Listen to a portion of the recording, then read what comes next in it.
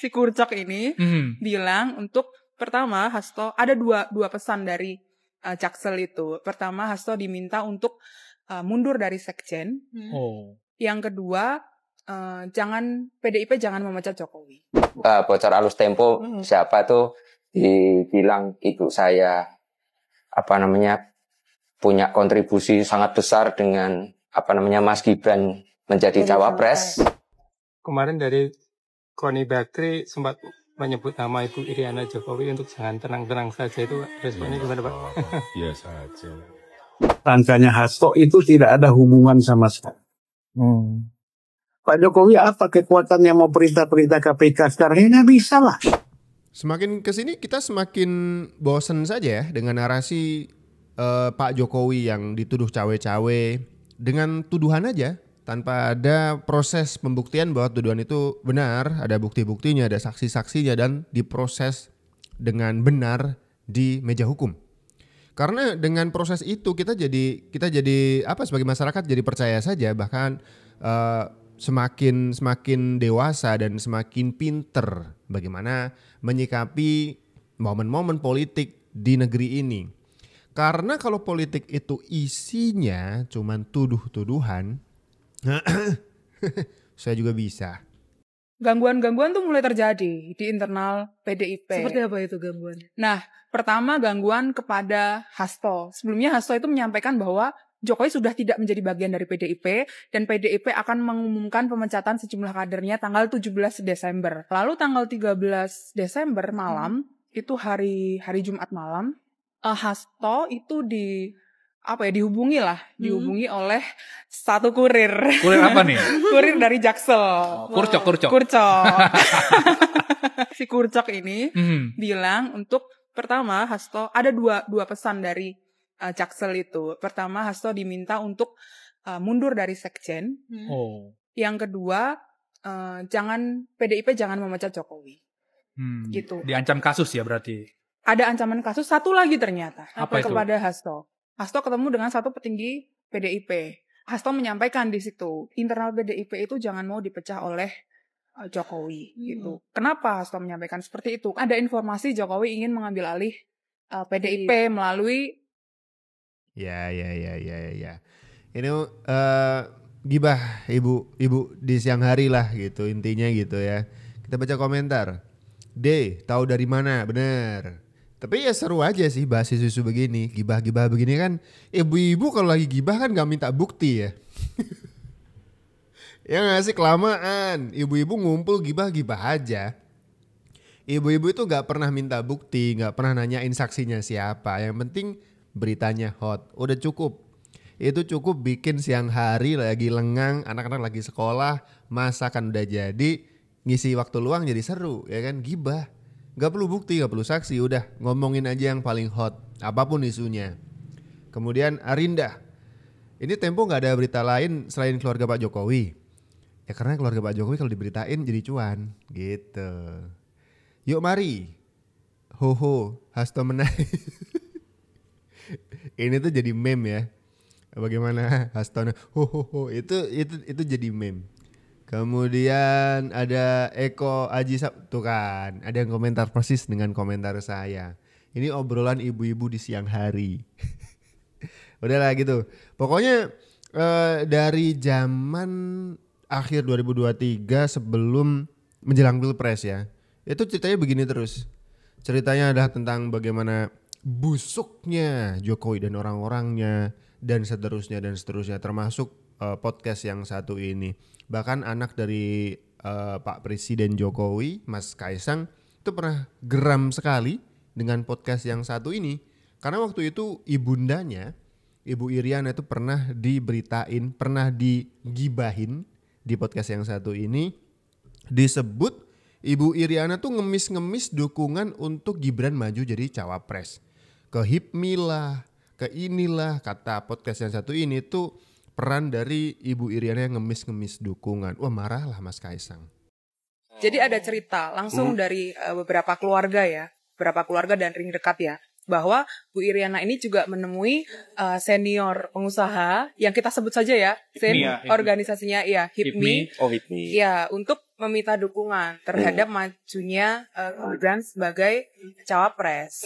Cuma ketika ibu saya yang dibilang kayak kemarin, maaf nih, kemarin tuh di mana ya tuh? Tempo ya?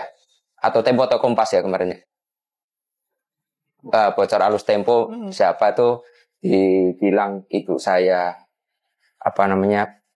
punya kontribusi sangat besar dengan Mas Gibran menjadi cawapres. Saya rasa iya karena ibu saya adalah orang yang mendoakan kakak saya. Iya. Tapi bukan yang sampai ke yang dibilang ke HIPMI, ke relawan. Itu saya harus ngomong enggak. Kayak ngomong. Nah, kalau sampai ngomong bilang ini info A1, buktinya mana sih? betul. Itu aja. Ibu saya di rumah terus kok. Ibu saya di rumah terus kok gitu. Itu kata Mas Kaisang ya. Dan akhir-akhir ini emang Ibu Iriana lagi trending nih karena diserang juga oleh rekan dari Pak Hasto Kristianto, Ibu Koni Rahakundini. Kata Ibu Koni nih, Bu Iriana jangan tenang dulu nih. Babak atau episode Ibu itu belum keluar. Tunggu sebentar gitu katanya. Waduh. Mau pakai gibah apa lagi nih buat menyerang Ibu Iriana, Ibu Presiden ke-7 kita. Kemarin dari Koni Baktri sempat menyebut nama Ibu Iriana Jokowi untuk jangan tenang-tenang saja, itu responnya gimana Pak? Biasa aja. Artinya biasa mendapatkan tuduhan hujatan seperti itu. Ya, itu biasa kan, kita ini sejak menjabat kan yang namanya dibilang PKI, dibilang anaknya Gerwani, dibilang anti asing, dibilang anti asing, dibilang ijazah palsu, komplit, udah nggak tahu yang kurang apa, yang kurang tolong dikomplitin aja. Dengan isu yang sebesar itu langsung menyinggung nama ya kan, personal sekali. Tanggapan dari Pak Jokowi terhadap isu yang menyerang istrinya Ibu Iriana Jokowi adalah biasa saja. Itu satu kalimat yang sering kali dipakai oleh Pak Jokowi ketika ditanya bagaimana respon Bapak. Ada obrolan negatif yang menyangkut nama Bapak, biasa saja. Buktikan. Kan begitu template dari Pak Jokowi ya. Jadi seakan-akan yang kemudian repot menangkis serangan itu adalah yang membuat serangan itu sendiri. Pak Jokowi tidak perlu untuk klarifikasi, biarkan rakyat yang menyimpulkan sendiri. Karena toh Pak Jokowi juga tahu bahwa orang-orang yang mengatakan negatif-negatif ini tadi juga tidak melampirkan bukti. Jadi ketika mereka sendiri tidak bisa membuktikan apa yang mereka katakan itu benar, rakyat dengan sangat mudah untuk kemudian menyimpulkan omon-omon nih ya kan, gibah belaka, kan cuman gitu. Pak Jokowi tenang-tenang saja. Karena yang akan repot adalah orang-orang yang membicarakan beliau dan juga istri dan keluarganya gitu.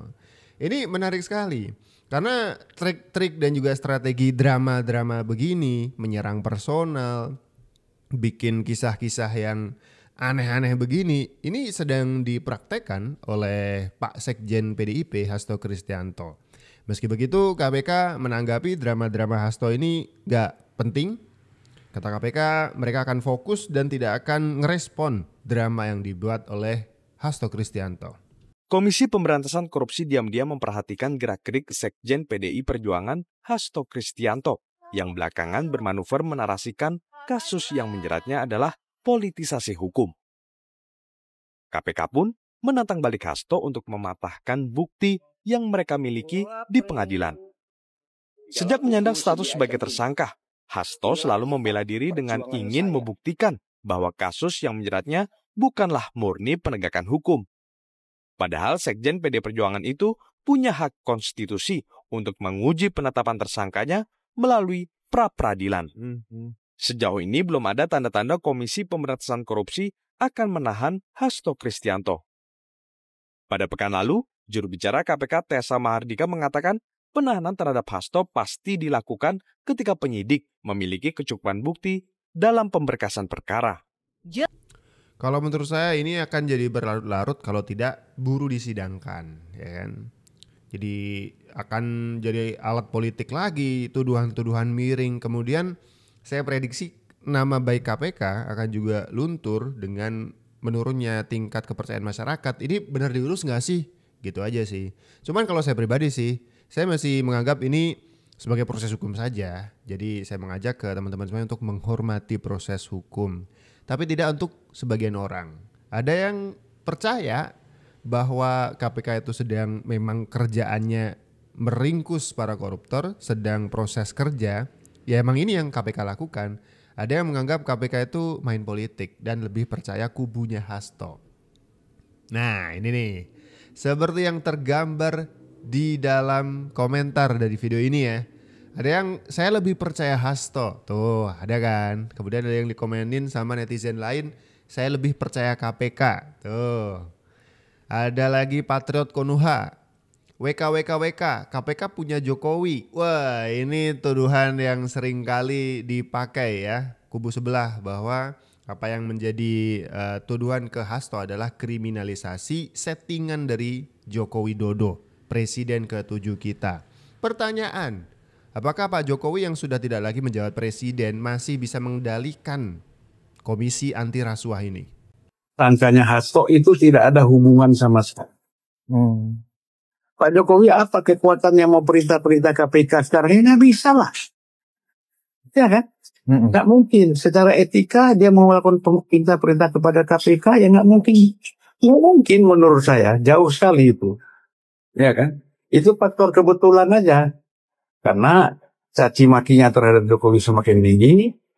Ya, kemudian memang sudah diproses, dijanjikan sebelum pemecatan Jokowi pun KPK sudah menyatakan bahwa akan memanggil Hasto sebagai saksi lagi, kan gitu ya.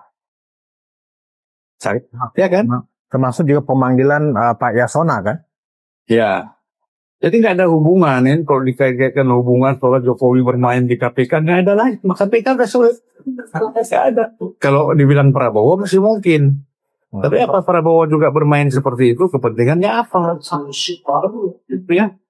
Jadi ini karena panik sendiri, main silat istilahnya, tapi nggak punya lawan, apapun ditinju, apapun ditumbuk. Lawannya nggak ada, udah capek latihan. Kalau ini dianggap sebagai bargaining gimana Bang? Supaya kasus Hasto kemudian dihentikan gitu loh, daripada terbongkar semuanya. Gimana Bang menurut Abang? Saya kira nggak ada itu. Orang seperti Pak Prabowo, kalau kamu ada kasus, bongkar aja. Mau bargaining sama siapa? Ya sekarang mau bargaining sama siapa? Dengan KPK maksudnya Bang? Ya nggak bisa lah. Ngapain bargaining sama KPK? KPK lembaga hukum. Iya kan? Bargaining apa? Untuk kepentingan siapa? Karena gitu dinilai adalah cabang dari eksekutif, artinya ada di bawah kendali presiden juga. Mungkin begitu penilaian mereka. Siapa di bawah presiden? KPK. Nggak bisa dong. Ada di cabang eksekutif. Ya KPK kan nggak ada hubungannya dengan presiden. Terus Prabowo mau negosiasi mau ngapain? Nggak ada hubungan, nggak ada kepentingan sama dia, nggak ada hubungan sama dia kan? Mau ngapain? Ya bagi Prabowo kalau kamu ada kasus koruptor kayak siapa buka aja, ya kan? Artinya kalau dia nggak percaya kepada institusi hukum, dia nggak percaya ke presiden juga, gitu loh. Nggak mau kasih aja ke presiden, ya kan? Nggak percaya ke institusi hukum, kasih ke presiden. Nah presiden dia proses, panggil KPK, panggil Jaksa Agung, polisi proses nih. Gitu caranya. Jangan ini amburadul seperti ini bermain kayak, aduh saya sedih lihat loh. Saya supaya dulu pernah jadi kader PDIP ya, cara-cara bermain seperti ini saya sedih. Satu, childish, kekanak-kanakan.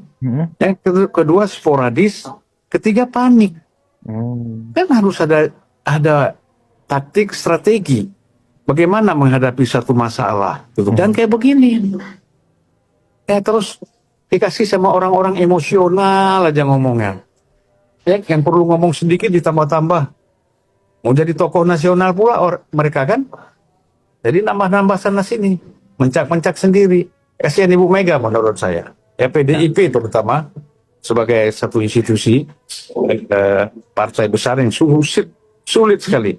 PDIP ini kan satu-satunya partai. Yang lahir dari perjuangan yang berdarah-darah. Satu-satunya. Coba yang lain. Ya ada, Gerindra kan Prabowo dirikan partai nggak ada hambatan, Ya, kemudian Demokrat nggak ada, yang lain semua nggak ada. Partai yang berdiri diperjuangkan dengan darah dan perjuangan dan pengorbanan itu hanya PDIP. Oke, jadi dengan perjuangan dan pengorbanan sebesar itu, alangkah sangat mubazir kalau ini semua diruntuhkan oleh satu orang saja atau untuk melindungi oleh satu orang saja, yaitu Pak Sekjen 2 kali, Hasto Kristianto.